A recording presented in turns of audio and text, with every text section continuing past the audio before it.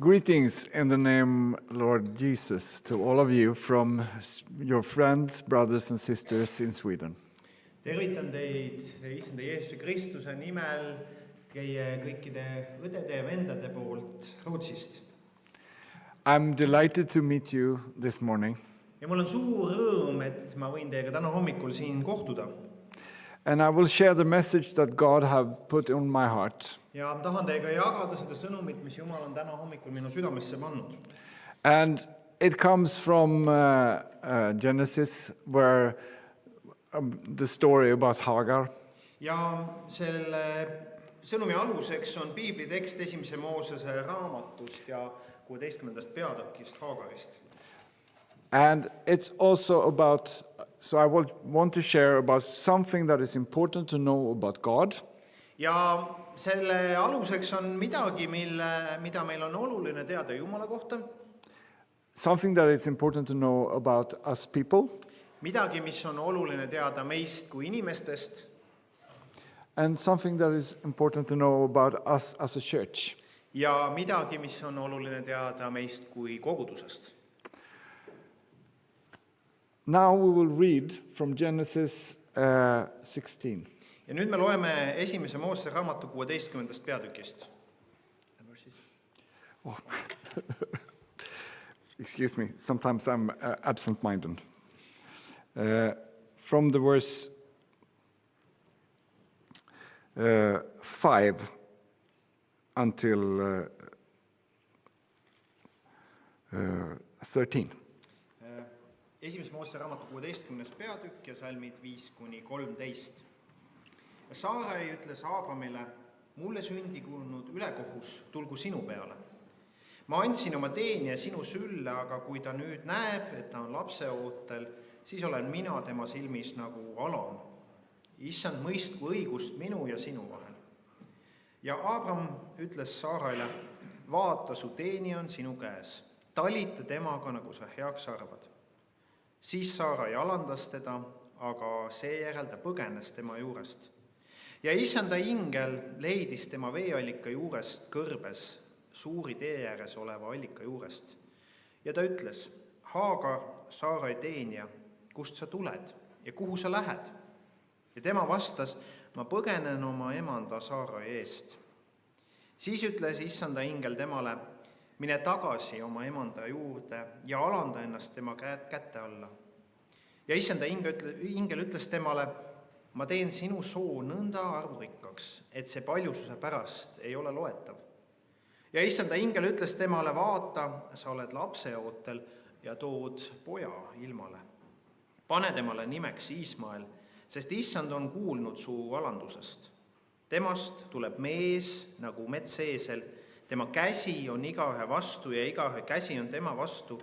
Ta elab vaenus kõigi oma vendadega. Siis ta nimetas Issandat, kes temaga oli rääkinud nimega. Sina oled nähtav Jumal, sest ta ütles, kas ma siin ikka veel näen pärast oma nägemust.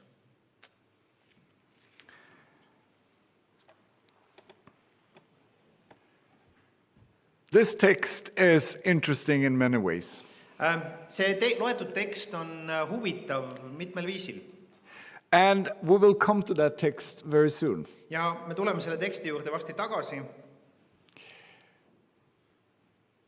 Some weeks ago, it was a normal day in the office. Mõned nädalad tagasi oli üks tavaline päev, kui ma olin kontoris. I was doing the archives. Ja ma tegelesin meie arhiivindusega. For every pastor, missionary, archives is not the funniest thing to do. Ja pastorina ei ole selline arhiivimaterjalidega tegelemine just kõige lõbusam asi. And our denomination has a very fancy office with this new electric installations. Ja meie konfessioonil on väga kena kontor ja seal on ilusad valgustid. So when you are going in to put your papers in the archive, the lights go on by themselves. Ja kui sa lähed arhiivi, et oma dokumente, pabereid sinna viia, siis selle arhiivi tuled süttivad iseenesest. But when I went into the archive, it didn't light up. aga kui mina läksin arhiivi oma pabereid viima, siis tuled ei läinud põlema. I went out, Ma läksin uuesti välja, went in, sisse tagasi, it didn't light up. mitte midagi ei juhtunud.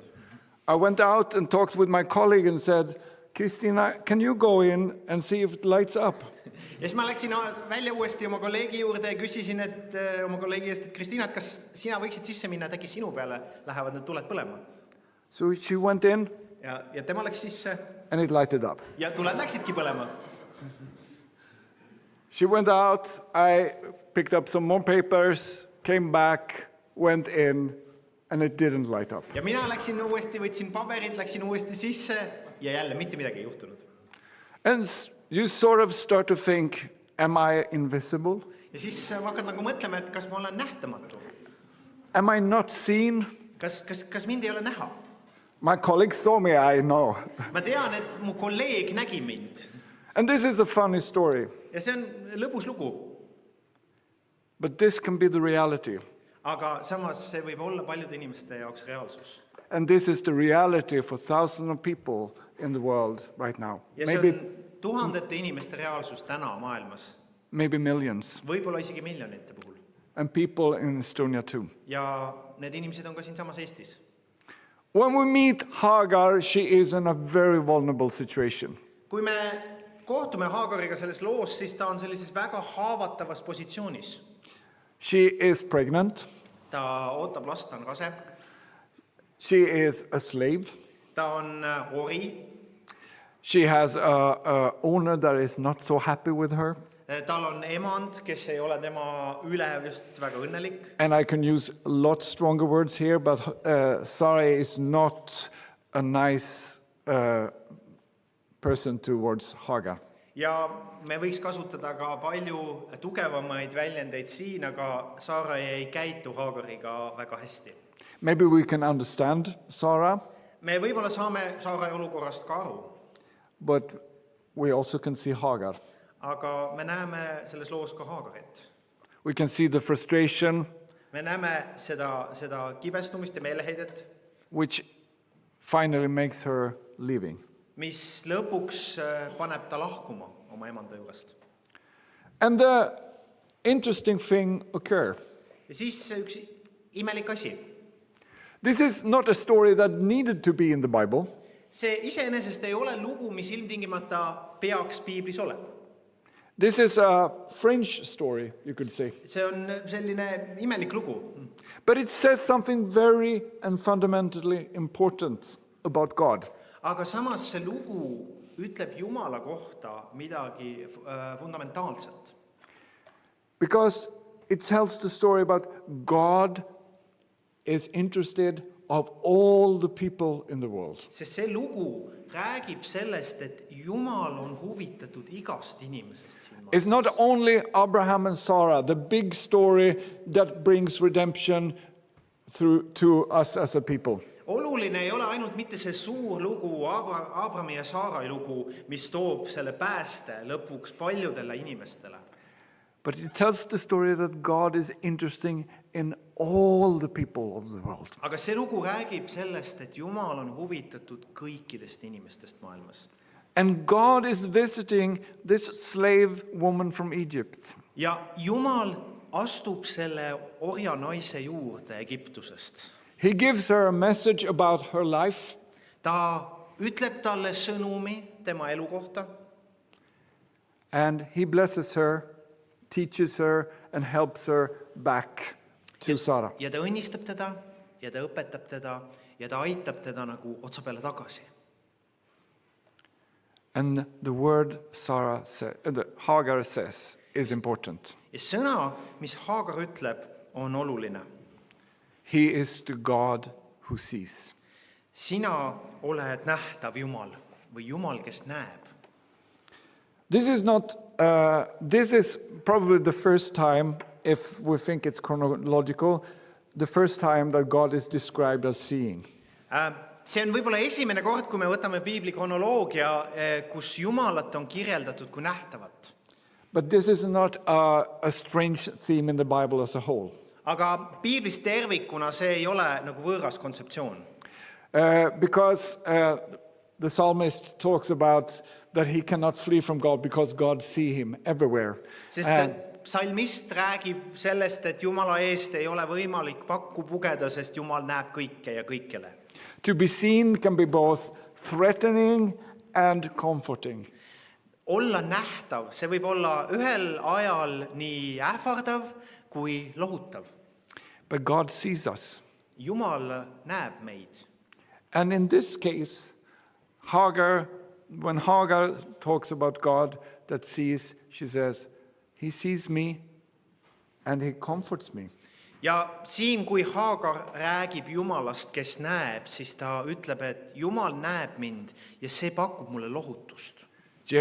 God helps her to be where she should be. Jumal aitab teda olla seal, kus ta peab olema. The interesting thing is that this happens once more. Huvitav on see, et see juhtub tegelikult rohkem kui ühe korra. In chapter 19, 19. peatükis. Hagar is forced to leave Hagar on sunnitud jälle lahkuma with her son Ismail. koos oma poja Ismaeliga. She is alone in the desert. Ta on üksi kõrbes. She puts her son far away because she don't want to see when he dies. Ja ta paneb oma poja natukene eemale, sest ta ei taha näha, kuidas ta poeg sureb seal kõrbes. They are suffering without food. Neil ei ole and water. süüa ega vett ja nad kannatavad kõrbe kuumuses. And God visits Hagar again. Ja Jumal tuleb taas Hagari juurde. God talks to Hagar. Ja Jumal räägib temaga. We have heard the cry of your son. Ma olen kuulnud sinu poja nuttu. And God see Hagar. Ja Jumal näeb Hagarit. But God also helps Hagar to see. Aga ta aitab ka Hagarit näha. So that she can see the water that is springing up, welling up. Nii et ta näeb seda vett, mis sealt kõrbest tuleb maa seest. So she can give water to her son. Nii et ta saab anda oma pojale juua. That God sees Jumal näeb. helps us to see. See, et Jumal näeb, aitab meil näha. And creates the opportunity for us to help those in need. Ja see avab meile võimaluse aidata neid, kes abi vajavad.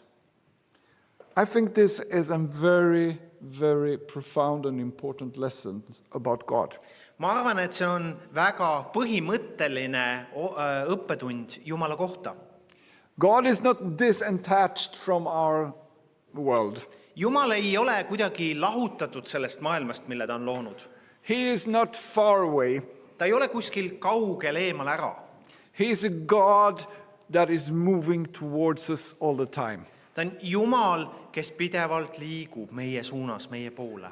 If we read the story from Genesis to Revelation, Kui me loeme Piibli lugu esimese Moosese raamatust kuni ilmutuse raamatuni, we see a story about a God that is constantly going towards humans. siis me näeme lugu Jumalast, kes pidevalt liigub inimeste poole.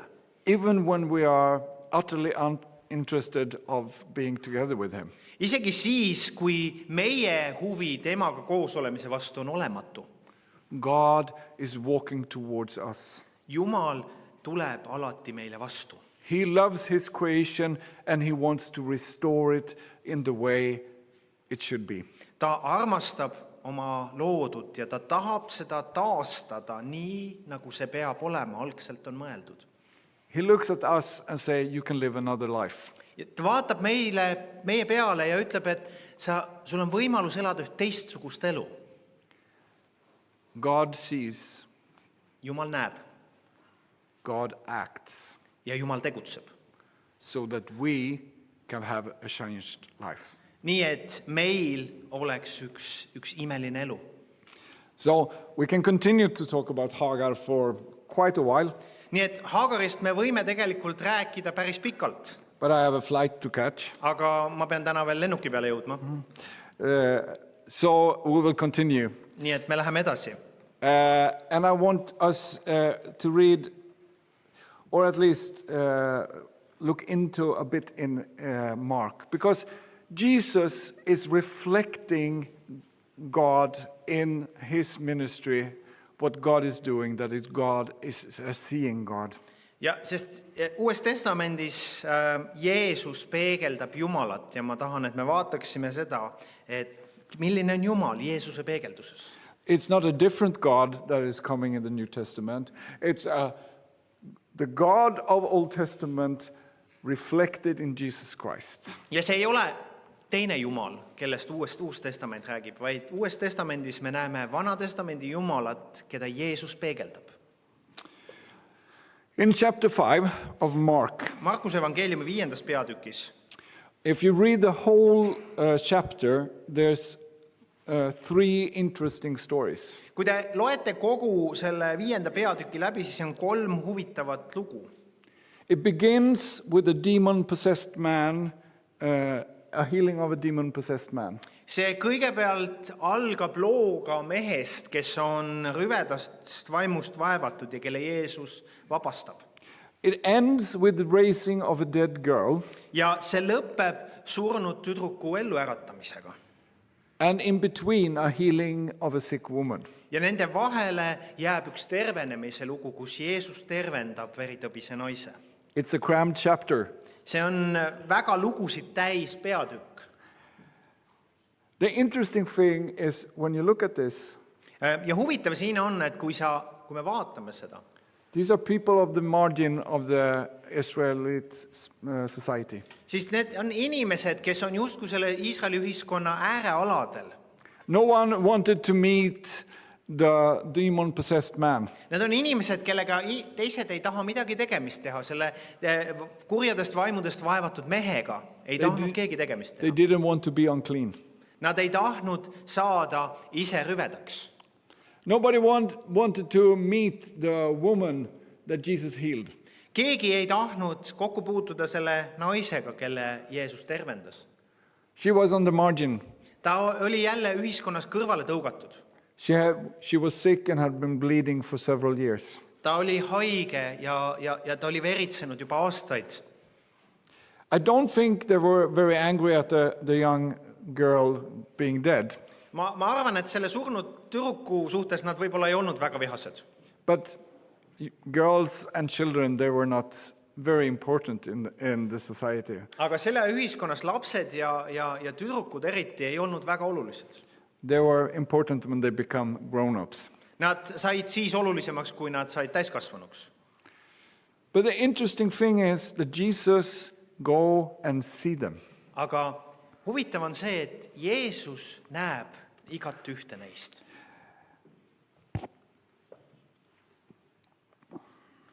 And I will actually read. Yep. And you can. I read from chapter 5, verse 24. Ja ma loen Markuse 5. peatükist 24. salmist. So Jesus went with him. A large crowd followed and passed around him. And a woman was there who had been subject to bleeding for 12 years. She had suffered a great deal under the care of many doctors and had spent all she had. Yet instead of getting better, she grew worse. When she heard about Jesus, she came up behind him in the crowd and touched his cloak, because she thought, if I just touch his clothes, I will be healed. Immediately her bleeding stopped, and she felt in her body that she was freed from her suffering. At once Jesus realized that power had gone out of him. He turned around in the crowd and asked, "Who touched my clothes?" "You see the people crowding against you," his disciple answered, "and yet you can ask, 'Who touched me?'" But Jesus kept looking around to see who had done it. Then the woman, knowing that it had happened to her, came and fell at his feet, and trembling with fear, told him the whole truth. He said to her, "Daughter, your faith has healed you. Go in peace and be freed from your suffering." Ja Jeesus läks temaga ja suur rahvahulk käis temaga kaasas ning tungles ta ümber. Ja üks naine, kes oli olnud 12 aastat veritõves ning palju saanud kannatada arstide käes ja ära kulutanud kõik, mis tal oli, ega olnud saanud mingit abi, vaid pigem oli ta tõbi läinud halvemaks. Olles kuulnud lugusid Jeesusest, läks rahva hulga seast selja taha ja puudutas tema kuube, sest ta ütles, kui ma saaksin tema kuubegi puudutada, siis ma paraneksin. Ja kohe kuivas ta vereläte ja ta tundis oma ihus, et ta oli paranenud sellest hädast. Ja Jeesus, tundes endamisi, et vägi oli temast välja läinud, pööras kohe rahva hulga seas ümber ja küsis, kes puudutas mu rõivaid. Ja ta jüngrid ütlesid talle, sa näed, et rahva hulk su ümber tungleb ja sa küsid veel, kes puudutas mind. Ent Jeesus vaatas ringi, et näha, kes seda oli teinud. Aga naine, kes teadis, mis talle oli sündinud, tuli kartes ja värisedes ning langes Jeesuse ette ja rääkis talle kogu tõe. Ja Jeesus lausus talle, tütar, sinu usk on su päästnud, mine rahuga ja ole terve oma vaevast. You can imagine Te võite ette kujutada the woman seda naist, have touched the hem of his clothes. kes on puudutanud Jeesuse mantlipalistut Filled of hope, ja ta on olnud täis lootust, but also filled by fear. aga samas ka tundnud hirmu. She did it so nobody would see, Ta tegi seda nii, et keegi seda ei näeks, but she gets healed. aga ta saab terveks. And when Jesus talks with her, Ja kui Jeesus temaga räägib, he sees her. siis Jeesus näeb teda. He sees her and understands what her needs is. Ta näeb seda naist ja ta mõistab, mis on tema vajadus. And this is the same thing that God always is doing. Ja see on seesama asi, mida Jumal alati teeb. God sees Jumal and näeb acts. ja siis tegutseb. The whole life of Jesus is an act for changing our lives. Jeesuse elu koosneb tegelikult tegutsemisest selleks, et meie elud võiksid muutuda. He shows what the good life is, working and acting what a good life is in this world. Ta näitab meile oma elu ja oma tegevusega välja, milline on üks hästi elatud elu. He shows that we should work together with our neighbor, teaching us the good way of life. Ta näitab meile, et me peaksime tegema koostööd oma ligimesega, et elada hästi, heal viisil. He makes it possible through his walk to the cross, his death on the cross and the resurrection. Ta teeb sellega meile võimalikuks oma ristiteega, ristil suremise ja üles tõusmisega. Where he defeats the death, Rist, kus ta võidab surma, he paid the depth of sin, kus ta maksab meie patuvõla and dethrone the powers of this world. ja tegelikult lükkab troonilt selle maailma vägevad ja And dies for our sins. ja sureb meie pattude eest. But he also resurrects Aga ta tõuseb ka ülesse, so that we can live a new life. et meil oleks uus elu, mida me võiksime elada. And this is what Jesus does. Ja see on see, mida Jeesus teeb. And now we are to imitate him in this world. Ja nüüd on meie ülesanne olla tema peegelduseks selles maailmas. What God has expressed already with Hagar, See, mida Jumal on juba Haagarile näidanud, what Jesus shows in his whole life, mida Jeesus näitab kogu oma eluga, we as a church are asked to do now. on Jumal palunud oma kogudusel nüüd edasi teha. And now I know I show you only one aspect today, Ja ma tean, et ma näitan täna teile ainult ühte poolt, but I can come back in a year or two. No, aga ma võin I'm just aasta või kidding. 2 pärast tagasi tulla. Thank you. But this is an important aspect. Aga see on üks oluline aspekt siin. God sees, Jumal näeb and we are asked to see. ja meile on öeldud, et me näeksime.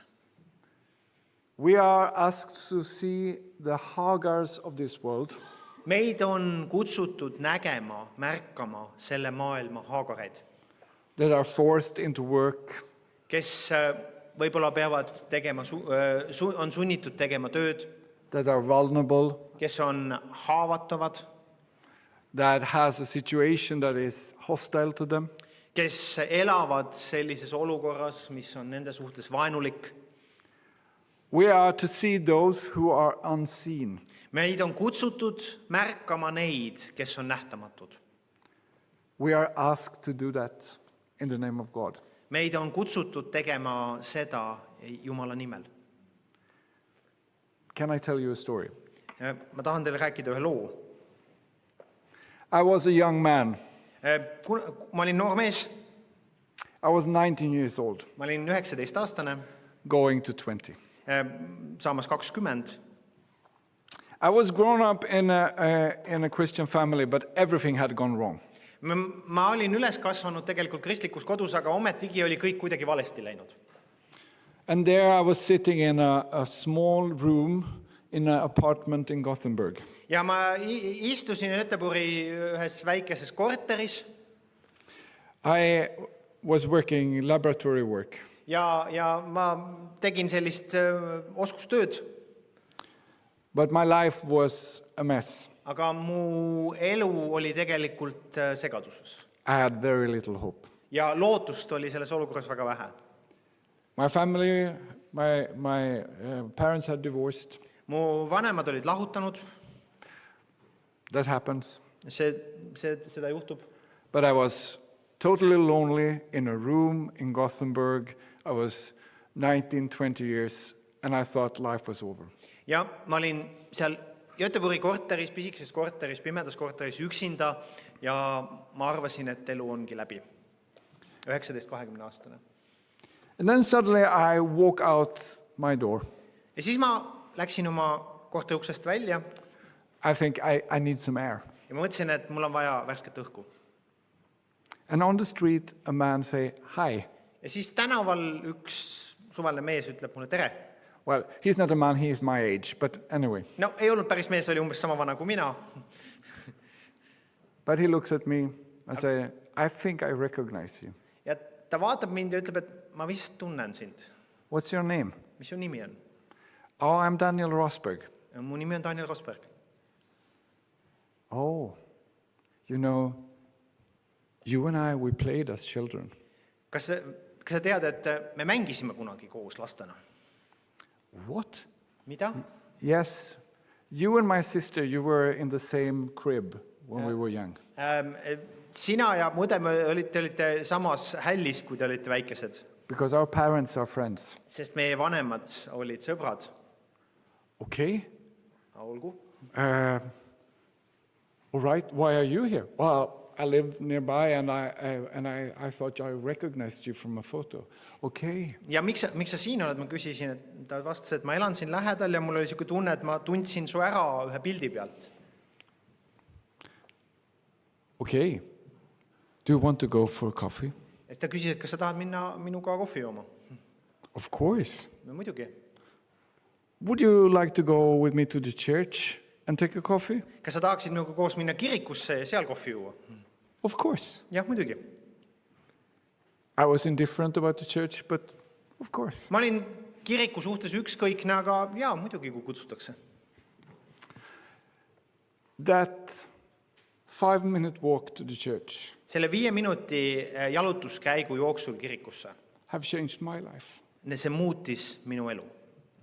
Where I found the Lord Almighty can change everything.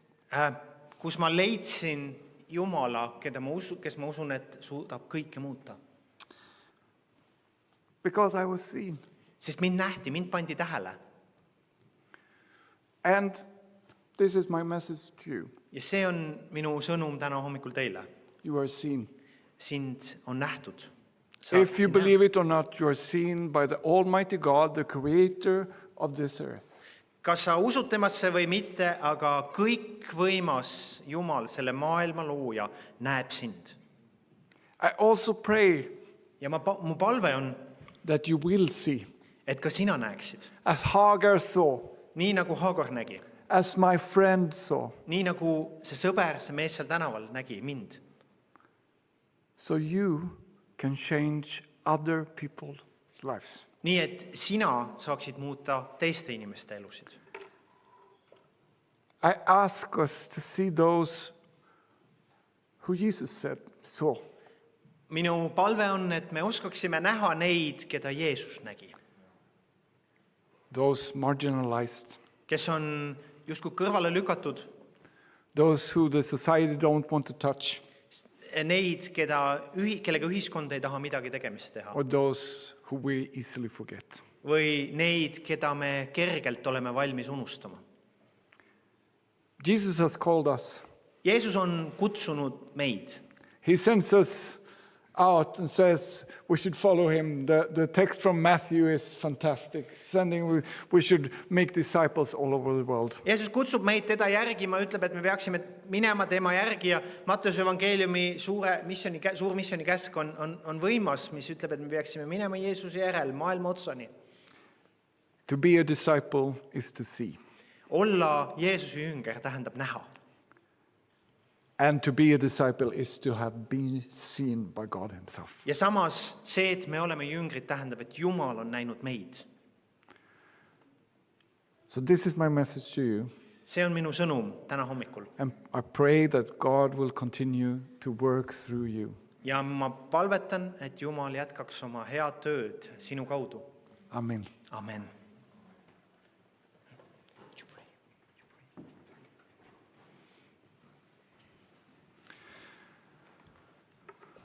We pray together.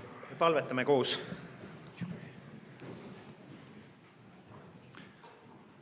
Dear Heavenly Father, Kallis taevane Isa, may the word of your Bible land in our hearts.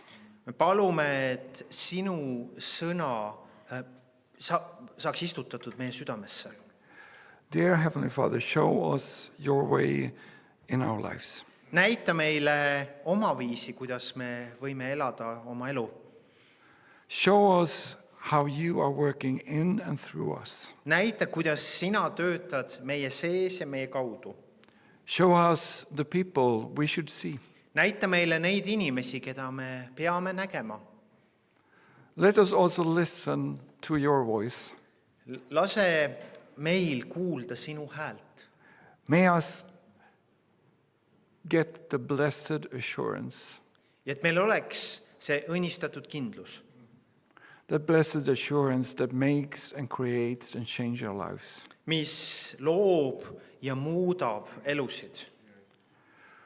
I now pray for every single one in this church Ma palun nüüd iga inimese pärast siin kirikus, that you will bless et sa õnnistaksid and guide them ja juhiksid neid. this day, Siit päevast, this week, sellel nädalal and forever. ja igavesti. Amen. Amen.